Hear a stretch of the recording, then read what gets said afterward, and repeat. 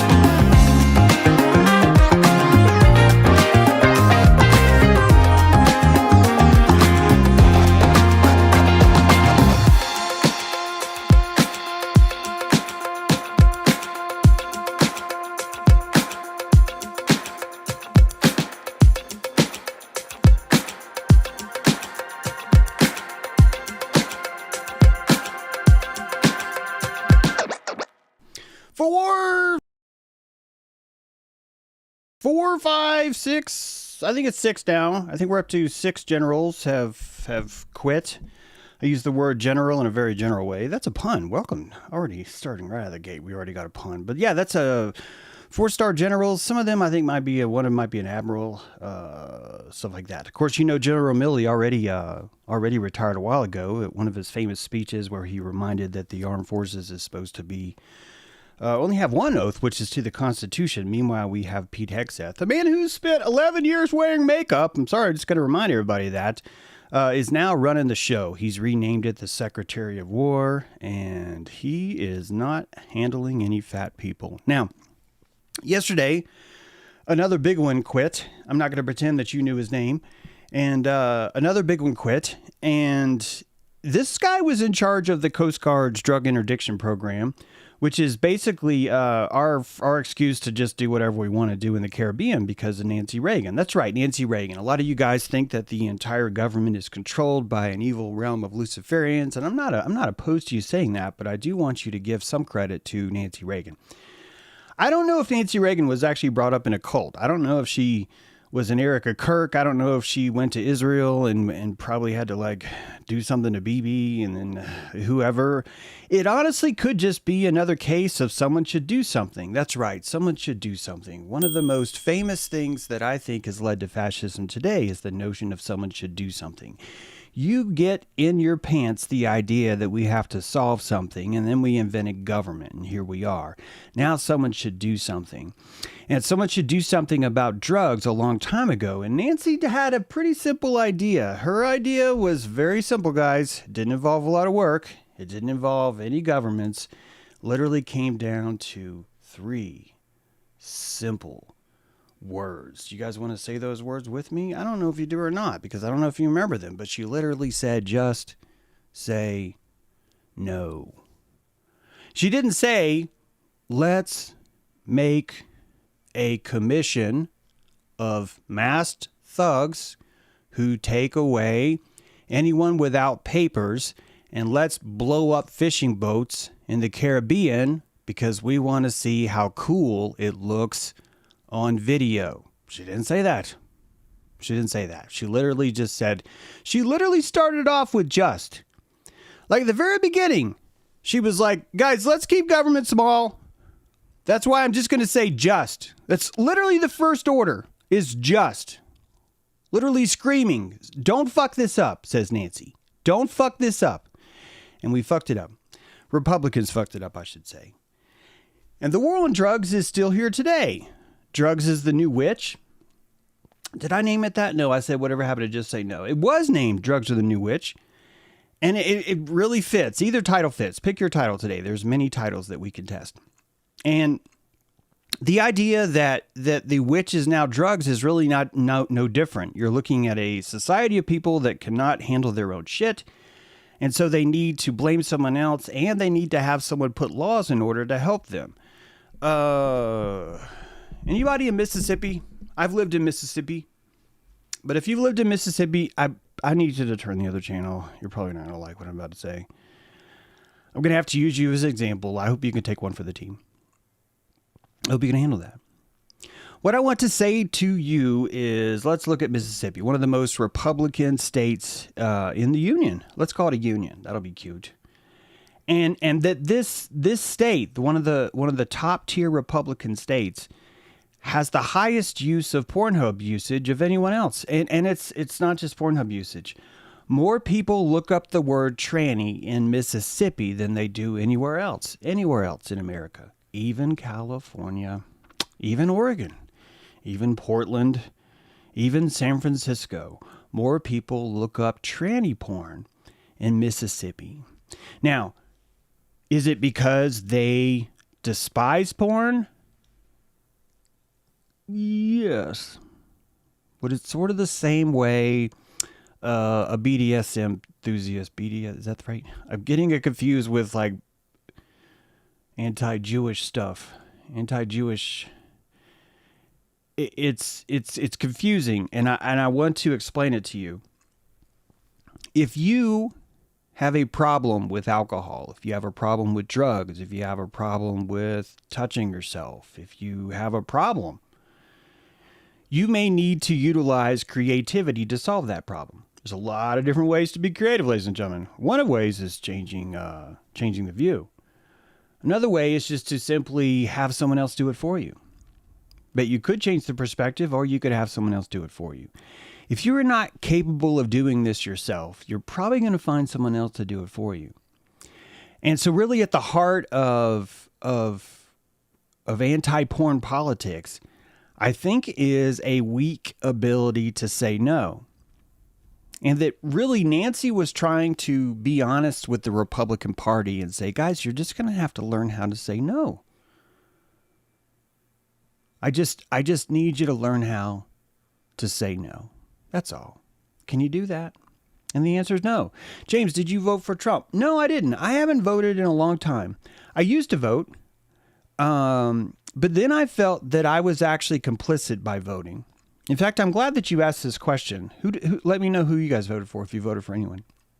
I don't actually fault anyone for voting. I think that I would be doing the same thing where I would be wanting to gain some kind of morality because I'm going to say you are dumb for voting, or you're not dumb for voting, or you voted for the wrong person, right? Things like that. I think it's all a journey. And I think that even the voters that are voting now, I I really have to try and check myself because I want to be compassionate towards that. I want to have faith in the Hermetic ladder because the Hermetic ladder got me here. And the Hermetic ladder that got me here was I used to be super patriotic. In college, I was pre-law, constitutional law. I wanted to go into to politics, not necessarily run, but just like wanted to be in government, wanted to work in law, in constitutional law and government. It was something I was pretty excited about. And in order to get through undergraduate, I decided to become a political science major. But then I started to notice how political cartoons worked. This is like my freshman year in college.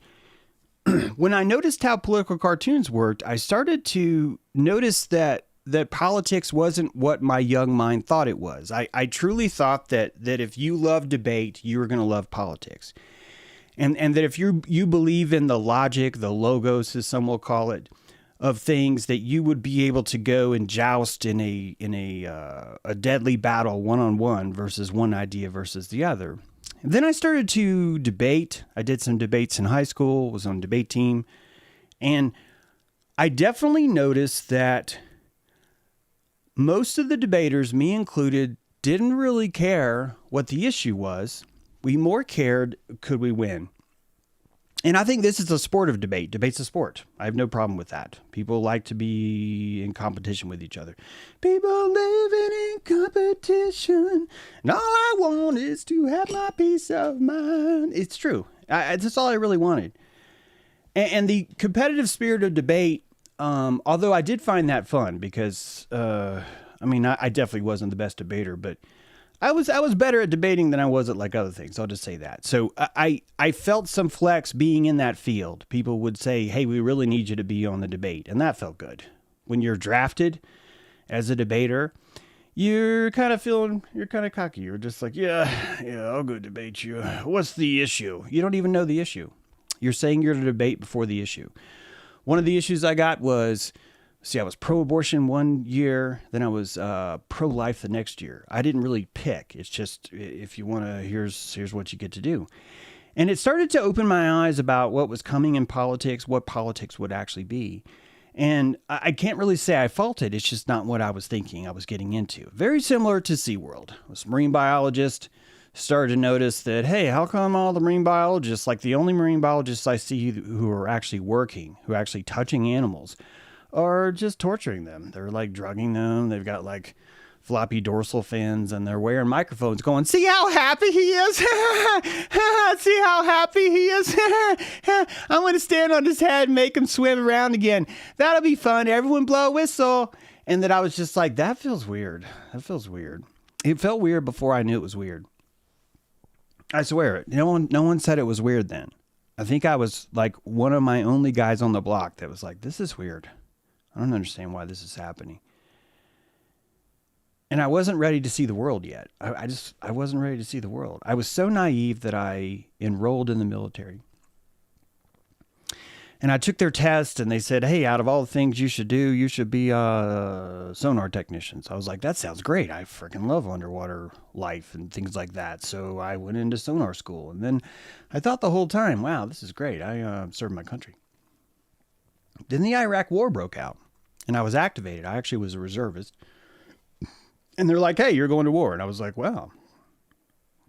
I remember definitely going, I didn't see that coming. I didn't. You might say, well, that's how naive you are. Yeah, I was 19. I was 20. I was naive as fuck. I also really wanted to pay for college. I really didn't want to lose the connection that I had with my own generation. And I never felt privileged enough to even I never even applied for a scholarship. It wasn't in my wheelhouse that was a thing I was allowed to do. Isn't that strange? Like that wasn't given to me as like, hey, you should consider this. Not once did anyone say you should consider this. Not once. A lot of my friends were told you should consider this, but I don't know if they were all smarter than me. I think at the time I just assumed that they were, and that they were just much more special or much more whatever. And I don't mind that. I've been surrounded by my life. Luckily, I've been surrounded. Hopefully you have this too. Hopefully you're surrounded by people that are better than you. Hopefully you can alchemize that. Hopefully you're always trying to prune your group to find more people that are better than you. that just as there is a shadow that Jung talks about, just as the shadow exists, or you want to say Freud, that's fine, but just as there's a shadow, so too is there a golden shadow, something Jung spoke about too. What is a golden shadow? Do you guys even know this? Golden shadow is someone who you project your optimism on. You project traits that you wish you had, and that the only way you can practice that is first you wish you had them. Hey, there's something giving you a big clue. And then you pretend you have them. And then you mimic and emulate those that have them. All of those are superficial. All of those are fake as shit. And I think it's probably the only way to get there. You practice. You practice before you become. The art of witchcraft itself is the art of pretending. So you would pretend to be an apothecary. You would pretend to be a lawyer. You would pretend to be a medical doctor. And then you're just like, you have to take this vaccine. And then you're just like, why? It's like, because all the other doctors, they're doing that too. And then you start to ask questions. I was, they never took me to Iraq. They just kept me in California for like 7 months. And every morning they would say, you're going today. And, like the first 4 or 5 days, I believed them. I was just like, oh my God, I'm going to war tomorrow. Oh my God, this is so dramatic. Oh God, what have I done? And it was a really beautiful ritual. I'm glad it happened. Even though I feel like it was the wrong decision, I think that the wrong decision is crucial, and it led me to learn what I learn now, right? To become what I am now. So there are people in the world that want you to have a perfect path to something, and those people are fascists. They're out to kill you. They're out to murder you because they do not have trust in you. They do not have faith in you. They have no concept that you may not be able to even find your way if the entire thing is paved. We spoke about the meaning of sin, that sin and identity are the exact same thing. You would not be able to realize yourself had you not been living in sin this whole time, meaning outside of the realm of omniscient perfection. And if you were to be omnisciently perfect, you wouldn't know who you were. You would have no separation from you or anyone else. So the concept of sin is actually more the concept of self. Self, sin, sin, self. That's you. And if you really want to look at what the word sin means, I just want you to think about a sine. It's a sine wave. S-I-N-E. S-I-N-E. This is the dolphin. We are all the same dolphin. Each of us have optimism and pessimism. Each of us are reflecting the same vertebraic feelings that we have, just from different parts in the ocean. We're the same thing. This is what species are. Species is a speaker.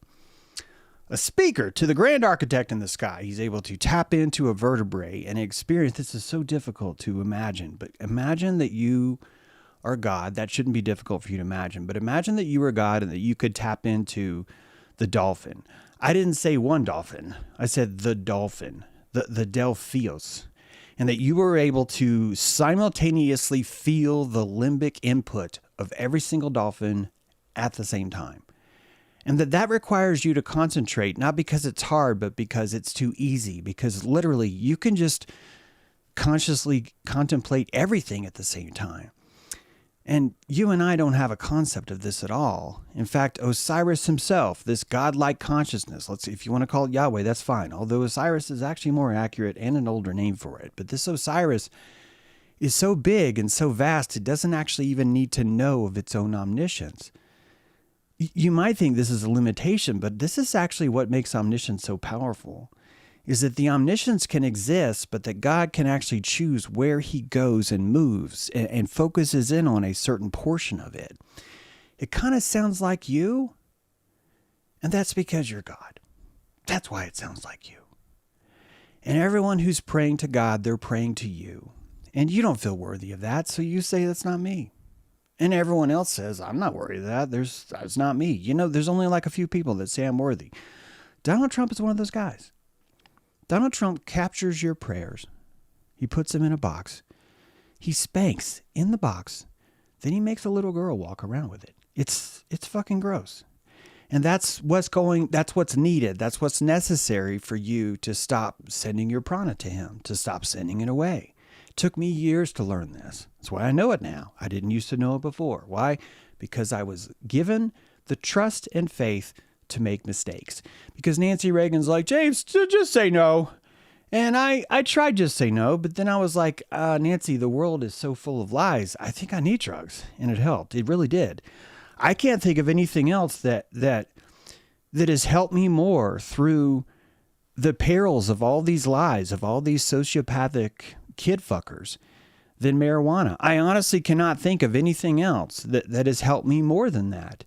I guess I would say that people would have to be up there, but so many people end up stabbing you in the back. It just happens that it's harder for me to rate that as like, this is a steady medicine. What is the steady medicine? Is this endocannabinoidal system that I have in my body that reacts when the land pollinates me, and it tells me things like, hey, maybe there's a different way here. And one of the first things it taught me is, why is victory so important? And this was years. I didn't smoke pot till I was like 25. I'd never even heard of it.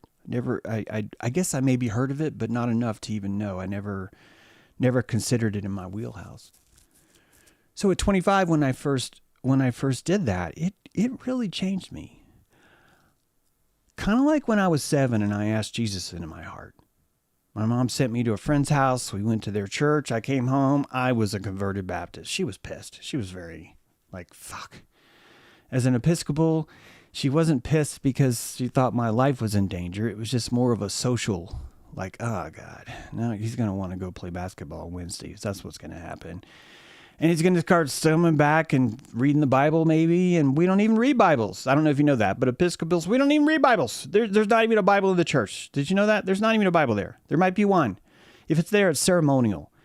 And by ceremonial, it's just like one dude who's allowed to touch it. And that guy's probably cheating on his wife. That dude's probably a girl, and he's probably married to another girl now. And she's cheating on her too, because that's how Episcopalians do it. If you remove the Catholic from the plate, someone's going to have to import some zest. I'm just saying. This is why Catholics is such a popular pagan. That's why paganism isn't dead yet, guys. Still alive, still well. We are learning here. And every time I turn around, some government agency is removing your ability to learn. They're declaring something else wrong, something else legal, some other kind of war on something else. And the guys that are doing that, I know is wrong because I've been watching them. I've been watching them the whole time. After the Iraq war ended, it was a short war. I was sent to Key West. I was placed on a hydrofoil. A hydrofoil is a very, very fast PT boat, a combat boat, a speedboat with a lot of guns on it. But it's got one special feature. It's a fucking hydrofoil. Those things go fast. They have like a little fin that it's the front of the fin. And when you get enough speed, the fin is deployed. It raises the boat up out of the water. And you're much more nimble now, super fast. Our job on that boat, there was a crew of like 6 or 8 of us. It was a very small, very tight-knit group. You got to know everybody. This isn't like a place where you work where you don't know who it is. You're literally sitting in someone's lap sometimes. It's kind of ridiculous. And these guys, some of them have been there a long time. And our job was to save America from drugs. That was our job then.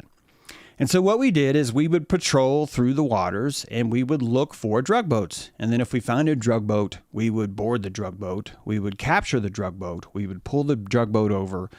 We would enter the drug boat, and then we would search it for drugs, and then we would let it go. I think I was probably only there for 3 months. But in the 3 months that I was there, everyone that I spoke to, no one had ever caught any drugs. No one. Not one. It was the biggest hard-on all of them had. It's kind of like the lottery, and you're wondering, why are you buying a ticket because the lottery is 67 million, but you didn't buy a ticket when it's 32 million? Why is it not worth it to buy the lottery ticket when it's only 32 million, but now that it's 67 million, everyone wants to buy a lottery ticket because now, it's bound to change? It's kind of like that. And so you have this idea that if you flip a penny 49 times and it's landed on tails all 49 times, that there's absolutely no possible way ever that it would be heads. It would absolutely have to be heads the next time, because for 49 times it's not. And this is one of the most clever things about the realm we live in. The realm we live in has a sort of built-in memory, believe it or not. And that built-in memory is called the magic of chance. I would think that chance and random nature is probably one of the most powerful field states that we have in this world. I would imagine it's a simple field state that outside of this realm, maybe if there is such a thing as an outside of this realm, there's like a little Fisher-Price timer or Fisher-Price like random number generator, and it does that, and the entire cosmos is able to tap into that. I don't think it's fancy outside of places, but if you've ever truly tried to program a random number inside of an engine that doesn't have access to that, which is nearly impossible now, but it used to be, that's one of the hardest things to do. That one of the easiest things to do is to have one to where eventually it would start to break down, and after 49 tails, it's definitely going to fucking be heads. But we don't have that in the world. We actually have true random chaos. It's one of the most profound mathematical miracles, I would argue, in this realm, is the true nature of mathematical randomness. And had it not been for that randomness, I don't think any of us would be able to grow. I don't think we'd be able to go through these series of mistakes. I was a loyal Navy cadet. I was loyal to my country. I was firmly implanted in the Republican Party as a up-and-coming elect. I turned into a libertarian for a while before I started writing. I was party chair of that for a while. It was... All these things were necessary for me to learn what I know now, to perfect what I think I have now, which I don't think is perfect yet. So when you're watching all these people making really horrible, poor decisions, I think the reason why they're so hard and difficult to see is really more about your lack of trust in this place. And I just hope this makes you feel better. I hope that if you think about this, you realize that this could be a little bit of your fascism too, is not having faith in our ability to fascistically just anally fuck the shit out of each other under the realm of we're going to save each other from drugs. This is not a new thing. Nancy wasn't able to pull off as much drama, but certainly the DARE program was a huge program. It allowed, I believe, someone can correct me on this if I'm wrong, but I think it really opened the door wide open for civil asset forfeiture. And that once you do that, you no longer have something that you're trying to end. You now have created something that you do not want to go away. You do not want that to ever go away. Under those principles, you can take someone's house, you can take someone's car, you can take someone's money, you can take someone's land, and you just get to keep it. Not only do you get to keep it, but you get to use it to fight more drugs. And this is why we have armored tanks in a town with 300 people. This is why we have SWAT vehicles that are decked out to go to Nicaragua, but for some reason they're in Maypai, Happyville. And that these things would become crucial and necessary in order for those locals who've tapped into that market to survive. It becomes an industry. And after it becomes an industry, it then becomes immoral to remove it. And once it becomes immoral to remove it, you need to create more problems. One of the problems you could create is to lobby the ADA, to lobby a bunch of doctors to start prescribing things like fentanyl to patients that basically just have pain. I'm using the word just because pain is the body actually healing itself. But the medical industry has told you that if you feel pain or you feel discomfort, that's a problem. We got to fix that. And we've got some opium for you. We've got some morphine. Now we've got fentanyl.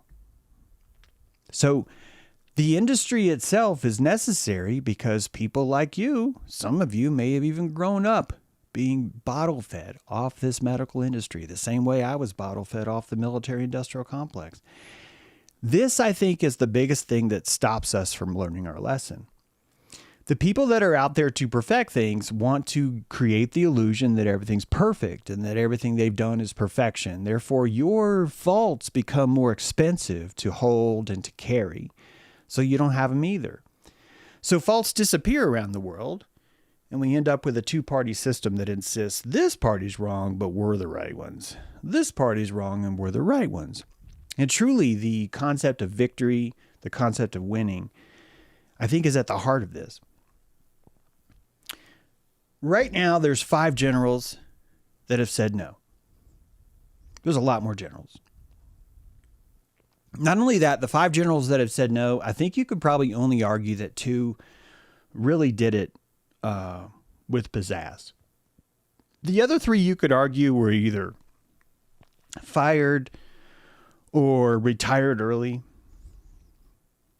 They didn't want to cause any stink. And in my mind, this is the enemy. The enemy is the people that want perfection. The enemy is people that lack the ability to tell themselves, I need to say no, and keep looking up tranny porn, and that they just need someone else to do it for them. Technically, all of this comes from a quest for perfection. But that quest for perfection is actually built not from I want to be better. It's more built from I don't want to be seen as worse. Which kind of tells you something. It tells you that most of the moral fiber, if not all of the moral fiber of a collective entity, is really based on appearances, not necessarily based on constructive betterment. Most of the comments that are sort of negative, not really just anti-constructive when it comes to me as a live streamer, come from how confusing I am. How confusing it is to understand what I just told you. And maybe people in the chat can even help me, but I have no idea why this is confusing. Like every single thing I said, it seems like all the words make sense.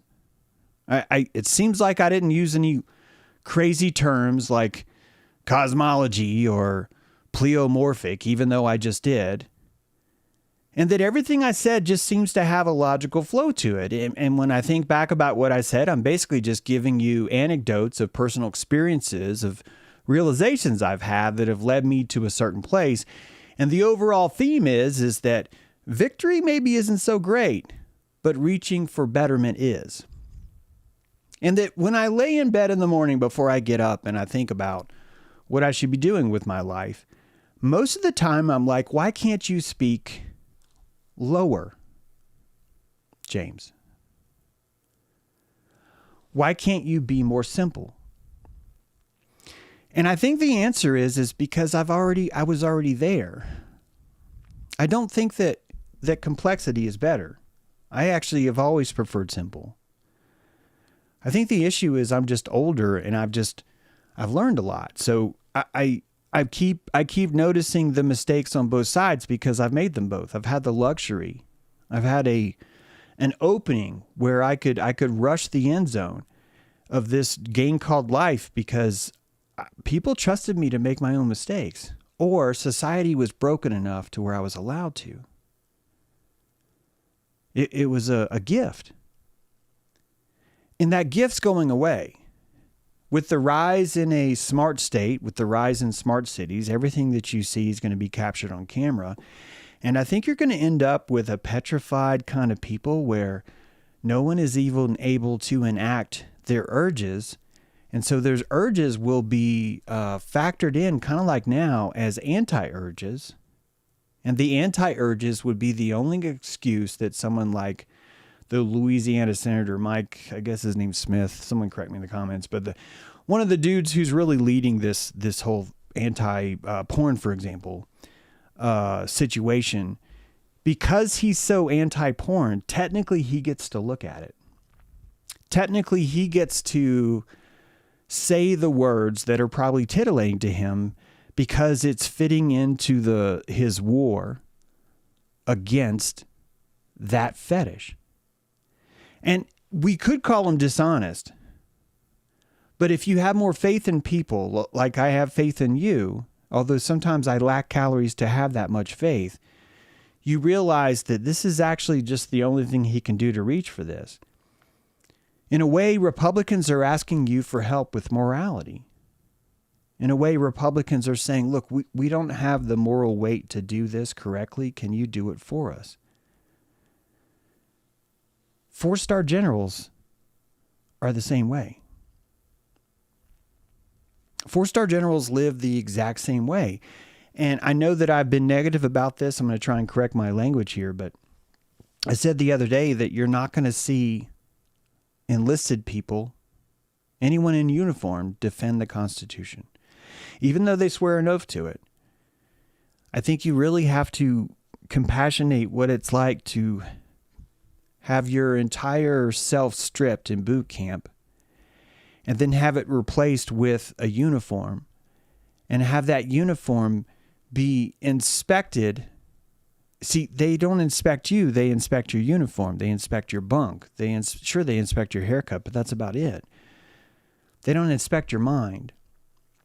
And so you learn to externalize perfection by how well your uniform fits, by how well your bed is made, by how well you can Pete Hegseth. And so you end up with kind of like a prison where no one's allowed to learn anything. The smarter the city gets, the less ability people are allowed to enact their lessons under anonymity. That just as we find a golden shadow, someone we look up to mimic the traits that we want, so too do we use anonymity to exercise the bad traits that we're not willing to own yet. So we personally seek things like Grindr, like at the Republican convention, right? That you go to Charlie Kirk and then you shut down Grindr because you're utilizing the shadow in the opposite way. You're utilizing the power of a collection of people to practice anonymity. And truly, I think that you're finding solace in another partner who's willing to sin too, because the two of you can feel better about what you're doing to each other, what you're doing to yourselves. So you can fight drugs, but do drugs, and you can still try and be better. You can try and stop drugs by running through this system. It's very, very, very, very confusing. Do not say we in Grindr, please. That's fair, Carmen. That's fair. I put some things on you guys. However, this is just culture, and we probably do this too. I'm sure I do this. It may not be Grindr, but it's probably something just as embarrassing, just as disgusting maybe, if you want to go there. However you want to feel about the morality of it. Honestly, I think a clandestine app where two animals are allowed to meet each other in the middle of the night and do things to each other is kind of makes me feel like there's hope for the human animal. And this sounds so bad, right? But it's like, I don't want to live in a world where everything's vacuum sealed and everybody's pretending to behave, because I know that what will be done under that world will be even 20, 30, 1,000 times more fascistic. I'm willing to accept a world where people are going to want to diddle each other behind a 7-Eleven precisely because it's not allowed. And that what we really need is a society that pretends to not allow things. It pretends to set up half walls that people can meet behind, but the half wall's there to stop it, but really the half wall's there to really let it go. And the only reason why I can feel this way without disgust is because I trust people. I trust the illusions and the lies that we tell ourselves because I don't have a choice. If I don't trust that, we're just gonna make it worse. Ultimately, I think we're making it worse because we do not have enough faith in ourselves. If Mike so-and-so, and someone tell me his name, I'm sorry, Louisiana Senate Majority Leader, and Mike is the pinnacle of this. It's the reason why he's in charge is because all of us need to see this. And when I say all of us, I just mean us in the collective way. The average mean person, mean MEAN, the average mean psyche, the average mean consciousness of what's out there, I should say. It's more important than you think. In fact, our environment came this way on purpose. It was built this way initially on purpose. Like it was set up. Mike Johnson. Thank you, Carmen. It is Mike Johnson. Funny name, right? I mean, he's even got the word Johnson in his name. He's even got the word Johnson. So government's job should not be to clean up society. Government's job should be to make it precisely, perfectly dirty in just the right ways. And if you leave government alone, it tends to do that. What happens is we want government to be better. And so we send more, someone ought to do something. And then what happens is they do something, and then it makes it harder for them to do that. So then they have to stretch their wings and do it bigger and do it louder and do it more collectively. This is just called pillage. Technically, what happened at Charlie Kirk's funeral was a pillage. It was a sodomy pillage. And probably the fact that it was a memorial service made it a lot hotter for people. It gave people more juice because they're able to practice something that's a faux pas. And when you practice faux pas and taboos, you feel power when you didn't before. You're breaking the rules. And when you're breaking the rules, you have more power than you gave yourself before. And you feel liberated from this for a sec. Some of you break rules and you feel guilty. And that you could argue that you're looking to offload your power by doing the same thing. I want to tap into these rules. I want to be measured by their standards, probably because those standards are easier for me to meet up with. And when I say easier, it's probably easier because Mike Johnson, for example, can just fake it. He can just fake it. So if I criticize Mike Johnson, I'm not criticizing Mike Johnson because he's a closet homosexual. I'm criticizing Mike Johnson because he does not have faith in his closet homosexuality. Nor does he have faith in yours or mine, like big picture. What are all the sins that each of us are here to alchemize? And how do we alchemize that in a smart city that's going to hold us accountable for everything? The answer is we're going to have to suppress them. And when you have a society that's suppressing them, you're going to have some shitty fucking laws. Some of those laws are going to be, we're going to just start killing fishermen. We're just going to go off the coast of Venezuela and just start killing fishermen. We're going to go there because the 3-time democratically elected president has been deposed by us. Why would we not go there? That's where all the oil is. We should take over Venezuela because they have a drug problem. We should go in and take over Venezuela. We'll kill a Colombian boat too. We did that because if Colombia gives us trouble, that'll give us an even better excuse, an even better reason. So this is really at the heart. I wouldn't say fascism. I think this is at the heart of witch general findery. Isn't it interesting that the witch finder general, the term given to someone who officially declared whether someone was a witch, is a military title? It's a military title, the witch finder general. And that we have witch finder generals right now. And all of us kind of need to take ownership for it simply because it's America's largest employer. Our largest employer is only paid if we find witches. And this explains why we've sunk 5 boats, killed, I think murdered like 28 people now off the coast of Caribbean. And we have no probable cause. Not only do we have no probable cause, but what we would call the media, let's just call them that for now because this gets so confusing to even explain to you what media is. But the media is not even allowed to go in the Pentagon to find out what happened. All of this is happening really because we put Trump in office. If you think about why the Republicans push so hard to put Trump in office, it's because Trump really gives them the invigoration they need, for just how corrupt and evil the place is. You ever considered that? That having the worst of the worst always on display would allow you to sell more torches, wouldn't it? So the person who's selling the most torches in America is Trump. The person who is encouraging you to hunt witches more is Mike Johnson. And so these guys are profiting really well from everything that's happening. However, it's falling apart. Looks like Trump has pulmonary heart failure. Looks like he had a stroke.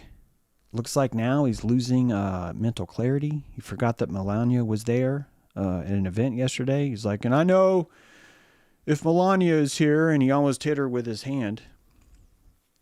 And she's right there. And we're watching the situation get worse because we had faith in the system. Did you hear me? This is good. As much as we say the system is falling apart now, so many people see what's happening now. And that's good, isn't it? Isn't that good? The only reason why you would be upset with government now is if you had a preconceived notion that everything should be perfect. The only reason why this would seem discombobulated to you is if you thought that all of your tax dollars were supposed to be spent responsibly. This is really what's haunting you about this. If you look at Kono if you look at Snakes and Hair, this Iroquois fable of like, what do you do with the evil people in the world? You give them your money. You give them the money and you surround them. And you put them in a place where they have more power in there than anywhere else. Now you've contained your problem. And because you're Iroquois, because you need life, because you will go out and fight the Huron just so you can kidnap their children because you need more people in your village, you do not see the destruction of life as productive. Same with the Aztec Wars, Flower Wars, right? I'm not here to kill you. I'm here to adopt you. I'm going to adopt you with this hammer. And when I adopt you, you're going to come back into our tribe and you're going to go through a gauntlet and we're going to decide either we're going to murder you or we're going to keep you. And that ritual itself would be the ultimate ritual of acceptance, of redemption, of rebirth. This is baptism by gauntlet. So the value of life is always really understood. If you trust people enough to let it go, you will find that there's a native culture that erupts that utilizes violence, but also is growing a mind as fast as it can, growing a consciousness as fast as it can. Something we talk about here a lot that I don't hear anyone else really discuss is what are the conscious implications of having these things happen? What are the conscious implications of watching your neighbor become a Nazi or a fascist or whatever word you want to use? I wish there was a better word. I wish we wouldn't have stretched out the pants of Hitler, the Hitler term so much. I think we did the same with fascism. In my mind, we really don't have a word for what's happening because there's not a word that has enough drama. All the drama words have been leaked out. And this has really been the thing that's given the most advantage to anyone like Hegseth or Trump or anyone else that just wants to perpetuate this. Nothing's been more effective than that. As I said yesterday, the Hitler card was pulled too early, and so you end up blowing it. And I think this is an important lesson. It's an important lesson because we start to learn more about speech and what speech is. As I've said before, your propaganda is your life force. And one of the things that keeps you so defenseless is thinking that you're the one that doesn't use propaganda because you're better. And that's propaganda. Not the one that you're better, but the propaganda that you're telling yourself that you wouldn't use propaganda. If you look up the definition of propaganda, it does not say it's bad. It doesn't. It shows you its bias. And the lie that you've been told is that your government is not biased. And where you lose calories in the government is you're like, hey, they're being biased. And ultimately, the lessons waiting for you, the lesson that I learned as a political cartoonist is, what if all of this is biasm? What if this whole fucking place is just bias and no one wants to admit it? That the self-righteous ones are going to insist they're not biased. And the self-righteous ones are telling you that we cannot tolerate people that are self-righteous. And if you can afford that, this is what I call the deep state chasm. If you can afford to jump that shark of the deep state, if you can afford to realize this is not like a localized problem that's just deep. This is not just because of the underground office under the Pentagon or the sacred black cardinals that meet in secret, yet somehow everyone knows about them in Rome. This is much more in your face, much closer to what's happening. And most people can't make that jump, which is why most people will send more resources, more lives, more innocence into government because they're insisting they can fix it. And this is the power of how it works. Government would not be powerful if that hadn't happened. If we could return government to be boring as shit, if we could return it to C-SPAN, where the most exciting thing that happens is someone hits a gavel, and that no one pays attention because it's just not relevant, we would be back in the realm of trusting each other enough.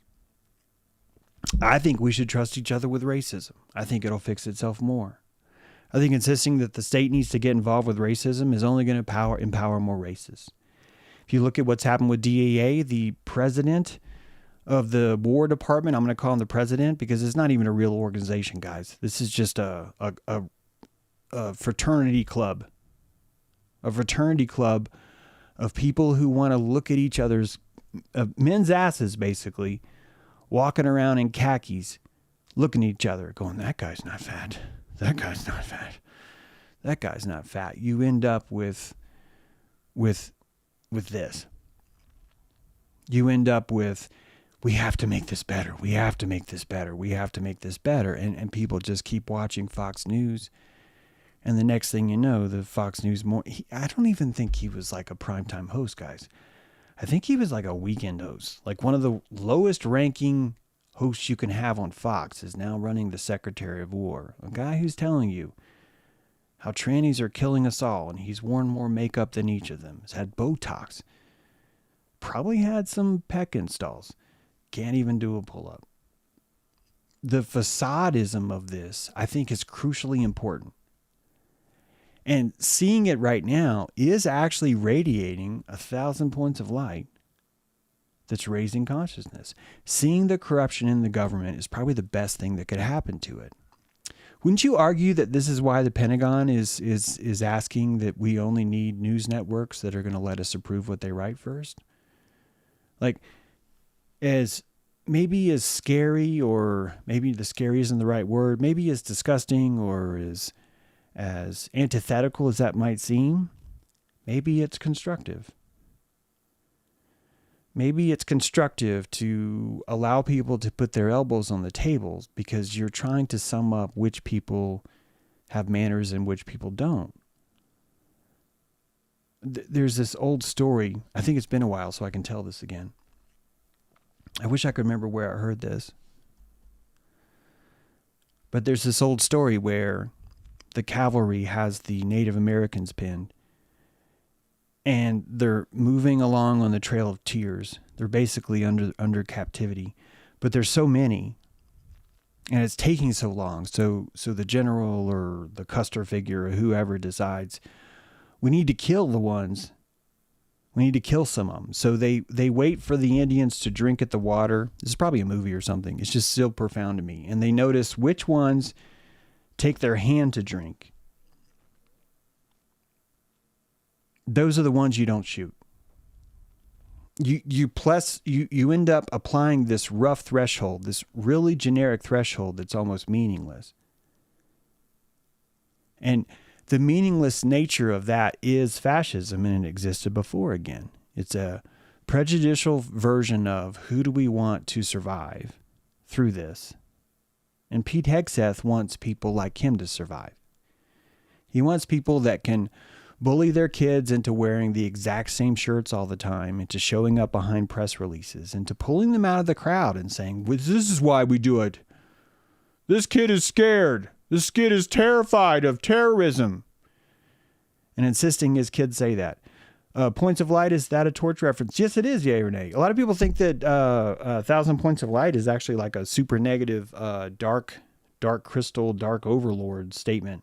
I don't want to take that away from you. Some of you guys are growing a lot by having this, and that all these things are evil and that Bush is evil. And I'm fine with it. I mean, I think just the collider stuff that Bush did in Texas kind of shows you where this family's at. But see, I want snakes in hair. This is the difference. I want us to get to the point where I would love it if people saw the way I saw it right now, but I'm not going to force anyone with a gun to see it. All I'm going to do is do a live stream and just try and entertain you. And hopefully some of you may end up going, hey, I'm going to think about this different. I want snakes in here. I want Bush. I want Trump. Those are the people that I want in office because I understand the people. I understand how dangerous the people are. And until those people wake up, they're my biggest problem. Guys, it's the ICE agents that are your problem. I know that we insisted we have to chop off the head and these guys will magically go back to being good again. And you're wrong. You're wrong. You're wrong about that because I don't think you can handle that the enemy would be that close. I don't think you can handle that the enemy is right there. But the enemy's right there. It's at your school. It's in a mask and it needed $50,000 and it got it. And you know what's interesting is that the $50,000 bonus that ICE agents are being paid out, ICE agents who truly are in it for the money. If you're an ICE agent, first of all, amazing you're still listening. Thank you. Second of all, dude, you can make some serious money by turning on your compadres. if you shoot the guy next to you, the Mexican drug cartel will give you money. This is like a win-win. You're going to get 50 grand for hunting indigenous people. So there's your bonus. And then you can get 10 grand for every guy you killed next to you. Why not? Why not? And one of the things I learned in the military, which I think most people do not know. Thank you, Droopy. Thank you so much. I'm sorry, I just recognized you. Damn it. Droopy didn't do that. I just saw his comment. He was trying to earn prana, guys, and I blew it. He was trying to earn prana. I see it. I don't see it, Droopy. I do not see it. I hope that helps. I do not see it. So these kinds of things, these kinds of prana exercises require more faith than you could possibly imagine, more faith in the system. And the only source you're going to get that faith from, I think, is faith in yourself. If you can remember what it was like when you were there too, if you can remember all the horrible mistakes you made and how much you've grown as a result, if you could do that, I think you're going to be rocking. The No Kings protest is tomorrow. Some of you may be in a mindset that protests do not accomplish anything, and I think you got a good solid point. I don't think that you would go tomorrow to accomplish something. I think you would go tomorrow to find prana in brethrenship. This is why I think you should go tomorrow. First of all, I don't want you to feel, don't go if you're not going to be, helping out with the energy, but actually go, do whatever the fuck you want. But if you're looking for something, I don't want you to fall in one of the most psychotic states of mind you can get in. The state I get in is I have to finish this thing. I have to successful this thing. Let's say you have to paint the house and you just don't want to fucking paint the house. And you end up hating it the entire time because you're just trying to think about it being done. You're not thinking about it as an activity, as a process, as an event. It's sort of like, I'm going to go to Disney World so I can be done. You're not really going to enjoy that. I don't think you'd enjoy it anyway, but it's like you're not going to really be able to satisfy or savor while you're there. Most consciousness, because of the way we have the pellet system set up, lack the ability to really tap in and just do something because it feels good. It's almost like society doesn't give you permission to do that. And so if you don't have permission to do that, you end up saying, I either have to finish this or I don't. I came here to finish something. There's a sociopath. You would come here to do something. And tomorrow is an opportunity to do something you won't see. That's all. That's all. You take some pictures, you upload them. You're going to feel really good. You're going to feel as good as I felt during the trucker thing. That's right. Made me feel good. That's why I did it. Felt good. Just like the people who felt good by going, right? So if you're looking for an opportunity to feel good, just kind of a free tomorrow. It's kind of a freebie. And I want you to look at the people there and realize you have nothing in common with them. You don't agree on so many things. So many things you do not agree on. And that's how it's supposed to be. You will always find brethrenship in cases like this. Friendship, I think, is going away. I think it already has gone away. I think the program Friends killed it, honestly. It's going away, and you are finding yourself, I think, in a more natural system. If you watch birds, the way they eat at a bird feeder, they're not necessarily friends, but they're not out to get each other. There's a few little bit of little nuthatch here and there who's got some attitude. Goldfinches are notoriously kind of assholes. They're sort of the Jews of the bird world, if you didn't know that. But, did I just say that? Oh, man, I did. I almost made it through the show. But these are all opportunities, really, I think, just to learn new postures. You're learning the posture of Hexeth. You're learning the posture of Trump. You're learning the posture of the military that, guys, if there's ever been a reason to resign due to conscientious objection from the military, it's right the fuck now. And out of all those people, I searched as hard as I could, and I could barely come up with 6 names. Those people will come, but they will come last. They will come last. It's your job to get them there. Yes, they have the guns. Yes, they have the budget. Yes, they have the power. They need you to do it. You, not them. Same with cops. They don't have the ability to do that. The only cops you see that are threatening to arrest ICE agents aren't arresting ICE agents. They're afraid of that. It's weird. Why am I arresting someone in uniform when I'm getting all my power from a uniform? They're forced to do it because the governor's telling them, because they're trapped inside the suit. They're trapped in the visage of that. We are continuing the discussion right now, I believe, in Dojo.